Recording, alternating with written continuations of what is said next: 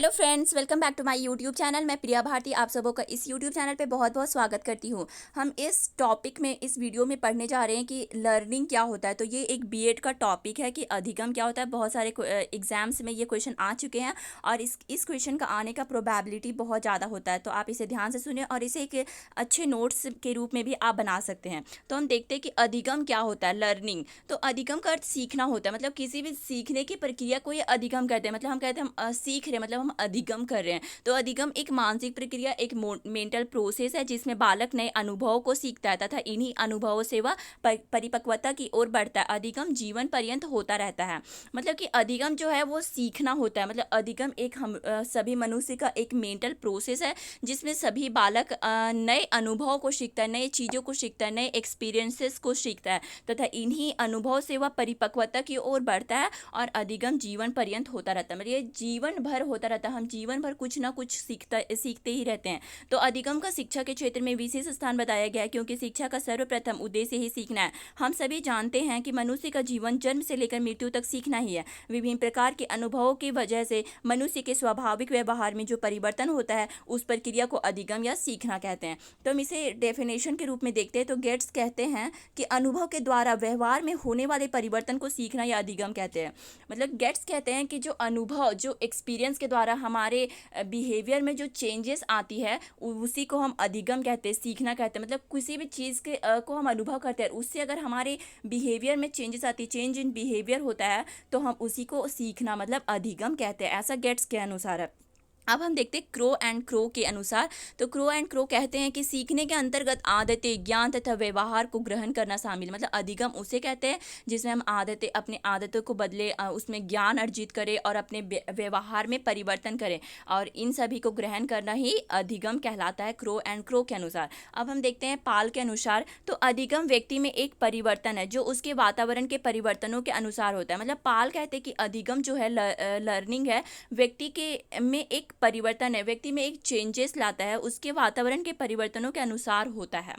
Woodworth के अनुसार हम देखते हैं। तो वुडवर्थ कहते हैं, वुडवर्थ अपनी परिभाषा में कहते हैं कि नई सूचनाओं तथा नई प्रतिक्रियाओं को धारण करना ही अधिगम है। मतलब कि हम कोई नई इन्फॉर्मेशन को अगर जानते हैं या सीखते हैं तो हम उसे ही अधिगम कह सकते हैं। मतलब हम किसी भी तरह की चीज़ों को एक्सपीरियंस करते हैं, जानते हैं, सीखते हैं, तो उसे ही हम अधिगम कहते हैं। तो गिलफोर्ड कहते हैं, गिलफोर्ड के अनुसार देखें तो व्यवहार के कारण व्यवहार में होने वाला परिवर्तन अधिगम है। मतलब कि हम लोगों के बिहेवियर के कारण, हम लोगों के बिहेवियर में जो चेंजेस होता है उसे ही हम अधिगम कहते हैं। ऐसा गिलफोर्ड कहते हैं।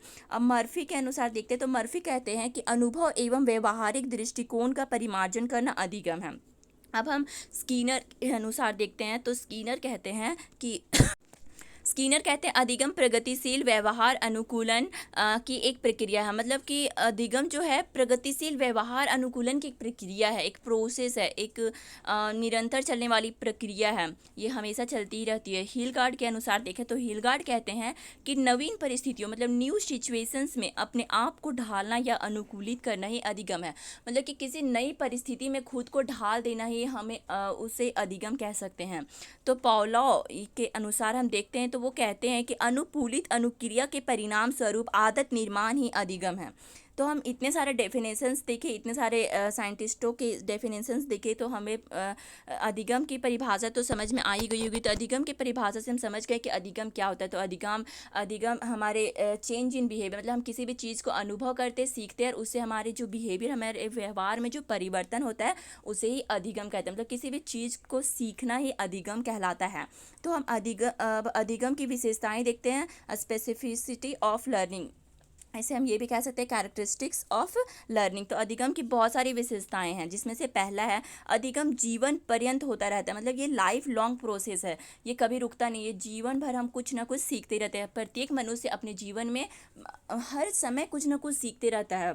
तो अधिगम जीवन पर्यंत है, ये कभी रुकता नहीं है। दूसरी विशेषता देखते हैं। तो अधिगम निरंतर व सतत होता है। मतलब कि अधिगम जो होता है रेगुलर एंड कंटिन्यूअस होता है।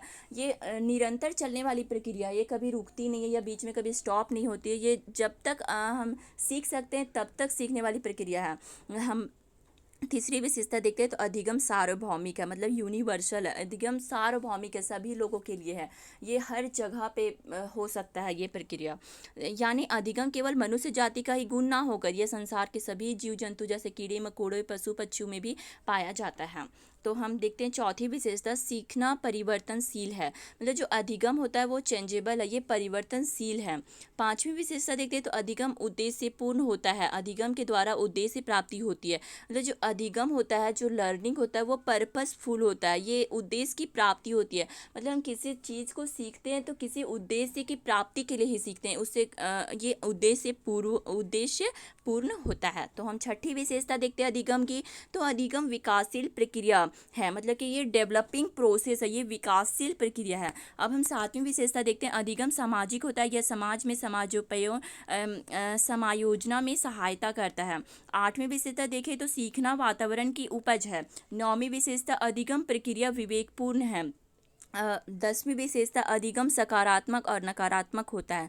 मतलब अधिगम जो होता है पॉजिटिव भी होता है और नेगेटिव भी होता है। मतलब हम जरूरी नहीं है कि हम पॉजिटिव चीज़ों को ही सीख रहे हैं, हम नेगेटिव चीज़ों को भी सीखते हैं, पॉजिटिव चीज़ों को भी सीखते हैं। तो अधिगम दोनों होता है, पॉजिटिव और नेगेटिव। तो अब हम 11वीं विशेषता देखते हैं तो पूर्व अनुभव एवं अभ्यासों के द्वारा नई योग्यताओं का अर्जन करना ही अधिगम है। मतलब जो मेरा पहले का अनुभव है, जो पहले का एक्सपीरियंस है, जो पहले का अभ्यास है, उसके द्वारा भी हम कुछ बाद में जो एक्सपीरियंस करते हैं वो भी अनुभव होता है। तो ये भी एक विशेषता है। अब 12वीं विशेषता देखते हैं अधिगम की। तो अधिगम द्वारा मनुष्य के व्यवहार में परिवर्तन होता है। मतलब ये भी एक बहुत बड़ा विशेषता है अधिगम की, कि अधिगम के द्वारा मनुष्य के व्यवहार में परिवर्तन होता है, चेंज इन बिहेवियर होता है। अब हम इसकी अगली विशेषता देखते हैं तो सीखना नए अनुभव ग्रहण करता है। अधिगम जीवन भर चलने वाली प्रक्रिया होती है, यह एक सृजनात्मक पद्धति होती है। सीखना स्थानांतरित होता है, सीखना सार्वभौमिक होता है, सीखना एक प्रक्रिया है ना कि परिणाम है। यह एक मानसिक प्रक्रिया है, यह प्रगति और विकास है। तो इतने सारे विशेषताएं हमने देखा अधिगम का। तो अब हम देखते हैं नेचर ऑफ लर्निंग, मतलब अधिगम की प्रकृति, क्या प्रकृति है। तो अधिगम प्रक्रिया द्वारा छात्र नए अनुभव व्यवहार तथ्यों प्रत्यय और सिद्धांतों को अर्जित करते हैं। दूसरी प्रकृति देखते हैं तो व्यवहार परिवर्तन अधिगम है, मतलब जो चेंज इन बिहेवियर होते हैं, मॉडिफिकेशन होता है, वही लर्निंग है। तीसरी प्रकृति देखते हैं अधिगम की। तो अधिगम मानव की एक प्रकृति है। चौथी प्रकृति देखते हैं तो अधिगम मानसिक क्षमताओं के विकास की एक प्रक्रिया है। मतलब learning is a process of mental development, जो मानसिक विकास की एक प्रक्रिया है अधिगम। अब पांचवी प्रकृति देखते हैं अधिगम की। तो अधिगम एक सामाजिक प्रक्रिया, learning is a social process, यह एक समाज में होने वाली प्रक्रिया है। तो आई होप आपको ये वीडियो समझ में आ गई होगी कि अधिगम क्या होता है, अधिगम के डेफिनेशंस, अधिगम की विशेषताएं और अधिगम की प्रकृति।